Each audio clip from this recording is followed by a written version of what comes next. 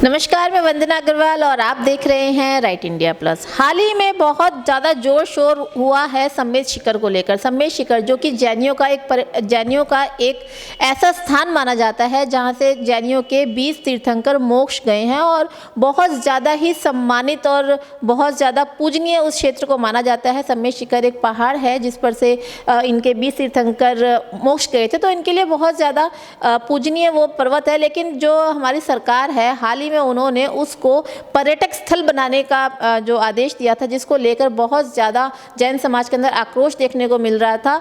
तो उसके दबाव में आके सरकार ने कुछ बातें इनकी मानी तो हैं, लेकिन फिर भी समाज, जो जैन समाज है, बहुत ज़्यादा आक्रोशित नज़र आ रहा है। तो ऐसा क्यों, यही सवाल जानने के लिए आज हम मौजूद हैं मोलाबंद में और हमारे साथ आम आदमी पार्टी के नेता वीके जैन जी हैं, क्योंकि ये भी जैन समाज से ताल्लुक़ रखते हैं। तो आज इनसे ही बात करते हैं इस विषय को लेकर। सर, सबसे पहले स्वागत करती हूँ राइट इंडिया प्लस पे।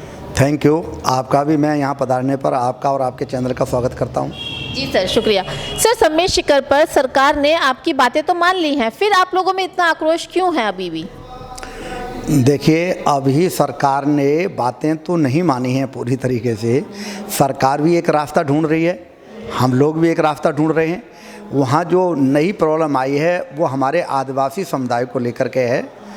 वो भी हमारी तरह से ही भारत के एक सम्मानित नागरिक हैं और उन्होंने भी यही विचार प्रकट किया है कि वहाँ नज़दीक में ही कोई उनका भी एक ऐसा स्थान है जहाँ पर वो अपने इष्ट की पूजा करते हैं, प्रकृति की पूजा करते हैं।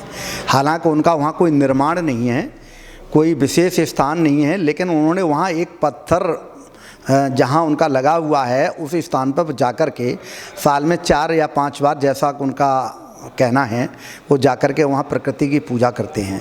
तो उस बात को लेकर के वो भी उद्वेलित हैं। और हमारे समाज का तो मामला ये है कि हमारे तो ये प्राणों से भी प्यारा है शिखर जी। हमारी आस्था का सबसे बड़ा केंद्र है ये, सबसे बड़ा तीर्थ है ये। और यहाँ पर जैन समुदाय किसी भी हालत में, जैन धर्म के लोग कोई समझौता कर नहीं सकते। लेकिन हमें ये भी देखना है, भारतीय लोकतांत्रिक व्यवस्था में हमारा पूरा विश्वास है, तो हमें ये भी देखना है कि किसी भी समुदाय का कोई अपमान न हो, कोई रास्ता ऐसा निकल के आए जहाँ हमारी आस्था का ये केंद्र भी सुरक्षित रहे, पवित्र रहे। यहाँ की पवित्रता को किसी भी तरह से खंडित होने की जो आशंका दिखाई दे रही है वो आशंका खत्म हो और दूसरों के काम भी चलता रहे, हमें उससे कोई प्रॉब्लम नहीं है।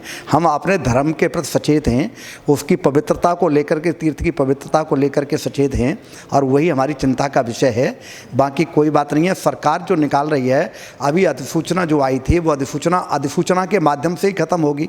सरकार के एक अधिकारी ने मेमो लेटर दिया हुआ है, तो वो लेटर से काम बनने वाली नहीं है और भविष्य में कोई इसको लेकर के विवाद खड़ा ना हो, इसके लिए हम चिंतित हैं। जी सर, राहुल गांधी जी की भारत जोड़ो यात्रा पे मैं आपसे पूछना चाहूँगी, आप उसको किस नज़र से देख रहे हैं? क्योंकि अब तो काफ़ी चेंजेस आ रहे हैं, काफ़ी बदलाव आ रहे हैं इस यात्रा के अंदर, तो क्या कहेंगे?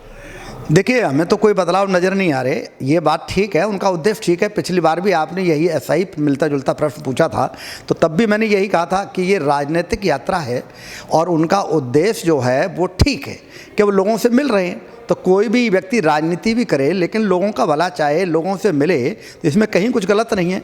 और वो लोगों से मिल कर के अपनी बात कह रहे हैं, लोगों की बात सुन रहे हैं, तो ये कोई बुरी बात नहीं है, ये अच्छी बात है। और इससे उनको राजनीतिक लाभ मिलता है तो भी हमें कोई तकलीफ नहीं है। भाई, हर व्यक्ति अपने अपने तरीके से अपनी अपनी बात कहना चाहता है और बात रखना चाहता है। उन्होंने कन्याकुमारी से लेकर के और केरल से लेकर के और श्रीनगर तक की जो यात्रा करने का विचार बनाया है, ये उनका और उनकी पार्टी का विचार है। उन्हें बनाने में और उनको ऐसा करने में हमें तो किसी प्रकार का कोई गुरेज और ऐतराज़ नहीं है। सर, जैसा कि आप बता रहे हैं भारत जोड़ो यात्रा एक अच्छी यात्रा है, उससे भारत मजबूत होगा, तो आपको नहीं लगता कहीं ना कहीं आम आदमी पार्टी के लिए खतरा भी साबित हो सकती है? देखिए, ये मैंने कभी नहीं कहा कि भारत जोड़ो यात्रा से जो है भारत मजबूत होगा या कांग्रेस मजबूत होगी। मजबूत तो उससे होगी जब वो अपनी नीतियों से, कांग्रेस की नीतियाँ इस तरह की थीं कि जनता ने उन्हें दूर कर दिया और उसकी जगह पर हमारी आम आदमी पार्टी को ज़्यादा इम्पोर्टेंस दिया। अब जहाँ जहाँ कांग्रेस की सरकारें हैं या कांग्रेस जहाँ जहाँ सत्ता में है वहाँ हम तेज़ गति से सत्ता में आ रहे हैं, और भाजपा की जहाँ सत्ता है वहाँ भी हम उसके खिलाफ काम कर रहे हैं, उसको उखाड़ रहे हैं, और जनता हमें वोट दे रही है। तो ये कहना कि इससे आम आदमी पार्टी का कोई नुकसान होगा, इससे नुकसान नहीं होगा। हमारी नीतियों में और कांग्रेस की नीतियों में ज़मीन आसमान का फ़र्क है। हम तो जनता के दुख दर्द में शामिल हैं, जनता को बिजली पानी गरीबों के लिए जो चीज़ें ज़रूरत है वो उस तरह की सारी सुविधाएं दे रहे हैं और जनता के लिए काम कर रहे हैं। कांग्रेस जो है वो गरीब जनता के लिए काम नहीं कर रही है, और पहले कांग्रेस का जो वोटर था वो गरीब जनता थी, वो आज जब कांग्रेस ने गरीबों का ख्याल नहीं किया तो वो हट करके हमारे पास आ गई, और इससे हमारे ऊपर कोई फ़र्क नहीं पड़ रहा है, क्योंकि हम सभी राज्यों में वही वायदे दोहरा रहे हैं जो हमने दिल्ली में लोगों को करके दिए हैं। दिल्ली की जनता को जो सुविधाएँ दी हैं उन्हीं सुविधाओं को हम पूरे देश में देना चाहते हैं, क्योंकि एजुकेशन को बेहतर करना चाहते हैं, हेल्थ व्यवस्था को बेहतर करना चाहते हैं, गरीबों की हर तरह से मदद करना चाहते हैं। तो इसमें बुरा क्या कर रहे हैं? और कांग्रेस ये करेगी नहीं, कर ही नहीं रही है। जहाँ जहाँ उसके राज्य हैं सरकार है, इसलिए कांग्रेस जो है अब जाएगी और आम आदमी पार्टी सभी जगह पर आएगी। और भारतीय जनता पार्टी की नीतियाँ भी कांग्रेस से कम खराब नहीं है, इसलिए दोनों का ही जाना तय है और आम आदमी पार्टी का आना तय है। अब हम राष्ट्रीय पार्टी बन गए हैं, लेकिन राष्ट्र में अगली सरकार हमारी जो है केंद्र में हो सकती है। हमारे पार्लियामेंट में मेंबर आएंगे जहाँ हम पूरी तरीके से उनकी बातों का जवाब दे पाएंगे। सर, राहुल गांधी जी की जो टी शर्ट है उसको लेके बहुत सारे सवाल उठ रहे हैं, बहुत ज़्यादा बवाल हो रहा है।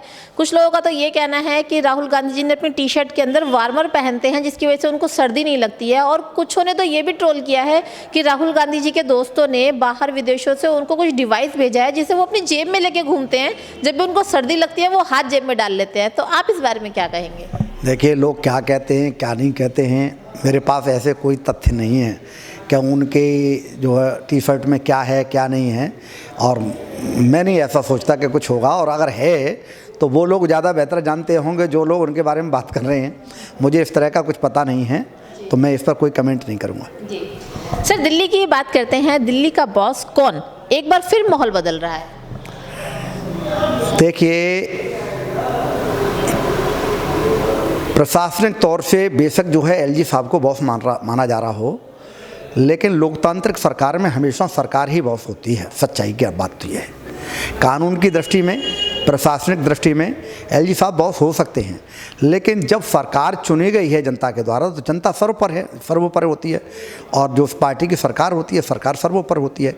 संविधान भी यही कहता है कि जहाँ सरकार है उसके गाइडलाइन पर, उसकी डायरेक्शन पर, यानी उसकी रिक्वेस्ट पर, उसके विचार से आगे जहाँ भी पूरे राज्यों में जहाँ राज्यपाल हैं या केंद्र शासित प्रदेशों में जहाँ उपराज्यपाल हैं वहाँ वो बाध्य होते हैं। लेकिन यहाँ दिल्ली का ढांचा या केंद्र शासित प्रदेशों का जो मामला है वो थोड़ा हट करके है। यहाँ एलजी साहब को ज़्यादा पावर दी गई हैं, लेकिन उन्हें हमेशा ये देखना चाहिए ये पावर्स किस लिए दी गई हैं। ये पावर्स जनता के हित में हैं, और चुनी हुई सरकार का जो है विचार, जो है चुनी हुई सरकार का जो सलाह होती है उस पर ही एलजी साहब को काम करना चाहिए, जो एक परंपरा भी रही है, जो सिस्टम भी है और जो थीम भी है, विचारधारा भी है। अगर इससे हट करके वो चल रहे हैं तो ये थोड़ा सा सरकार के लिए ही नहीं दिल्ली की जनता के लिए भी खतरनाक है, और ऐसा नहीं होना चाहिए। इसलिए दिल्ली का बॉस जो है मुख्यमंत्री को ही क्रियान्वित तरीके से माना जाना चाहिए। हाँ, जो है जहाँ तक सवाल है संवैधानिक दृष्टि कुछ भी हो, लेकिन अगर एलजी मुख्यमंत्री की सहमति से काम करेंगे, मुख्यमंत्री एलजी की सहमति से काम करेंगे तो ज़्यादा बेहतर काम होगा। अदरवाइज तो इस तरह की प्रॉब्लम आएंगी। सर, दिल्ली की झुग्गियों पर एमसीडी का वार, एमसीडी में पूर्ण बहुमत, और आपको भी एमसीडी में केजरीवाल जी जो है और एमसीडी में भी केजरीवाल, तो फिर गरीबों पर इस तरह का क्यों अत्याचार हो रहा है? गरीबों का घर क्यों उजाड़ा जा रहा है? देखिए, आपका इशारा मेरे को लग रहा है झुग्गियों तोड़ने की तरफ है। तो ये झुग्गियाँ जो हैं वो हम नहीं तोड़ रहे, हमारी पार्टी तो झुग्गियों को तोड़ने का विरोध कर रही है और कर ही नहीं रही है, हम इन्हें तोड़ने भी नहीं देंगे। हमारे मुख्यमंत्री जी, हमारी पार्टी इसके लिए पूरा संघर्ष करेंगे और इसको नहीं तोड़ने देंगे। ये विशुद्ध तौर से राजनीतिक मामला है। भारतीय जनता पार्टी इनको तोड़ना चाहती है। भारतीय जनता पार्टी ने पहले भी ये कहा था कि हम जो है जहाँ झुग्गी है वहीं मकान बना करके देंगे। अब दिल्ली की जनता ने उन्हें नकार दिया, तो मुझे लगता है कि वो बदले की भावना से दिल्ली की जनता को परेशान करना चाहते हैं। दिल्ली सरकार को संकट में डालना चाहते हैं, जैसे दिल्ली सरकार बदनाम हो कि वो रोक नहीं पाई, जबकि दिल्ली सरकार का और आम आदमी पार्टी की सरकार का ऐसा इरादा नहीं है कि कोई झुग्गी टूटे। हम उन झुग्गियों को बचाएंगे, हम उन झुग्गियों को नहीं तोड़ने देंगे। भारतीय जनता पार्टी बदला लेना है तो आम आदमी पार्टी से ले, उनके नेताओं से ले। ये कोई तरीका नहीं बनता है कि दिल्ली की जनता के साथ बदले की भावना से कार्रवाई की जाए और उनकी झुग्गियाँ तोड़ी जाए, उनका मकान तोड़ा जाए। हमने बात करी वीके जैन जी से, क्योंकि ये भी एक जैन समाज से हैं। सम्मेद शिखर का मामला जिस तरीके से तूल पकड़ रहा था, सरकार ने थोड़ा सा उसमें हस्तक्षेप किया, उनकी बातें मानी, लेकिन पूरी तरह से उनकी बातें नहीं मानी गई हैं। अभी भी मसला वहीं का वहीं है, सिर्फ कागजी कार्रवाई हुई है। लेकिन अभी भी जो सवाल सम्मेद शिखर में था कि उसको पर्यटन स्थल घोषित किया जा रहा है या उसके आसपास मीट मच्छी की दुकानें जो खोली जा रही हैं, अभी तक भी वहाँ से नहीं हटी है। अभी सिर्फ कार्रवाई कागजी पर है।